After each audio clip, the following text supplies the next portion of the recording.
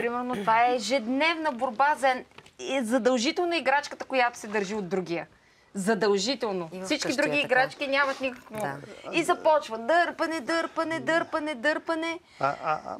Моята увереност е, че децата никога не се бият за играчка. Те се бият за вниманието на мама. Всъщност, ако това, че ти експонираш играчката и като причина и майката се намесва и веднага скача и започва да раздава правосъдие, да разследва случая, да ти обръща внимание, това всъщност те стимулира непрекъснато да водиш войната за играчката, защото това е единствения начин мама да се надигне, най-лесният начин мама да се надигне, да бъде привлечена за участник в нашите отношения и да почувстваш нейното присъствие и внимание. Искате да кажете, че ако родителя не се намесва и тези спорове ще намалеят за... Точно така и играчките ще се превърнат в един бездушен предмет, какъвто те са.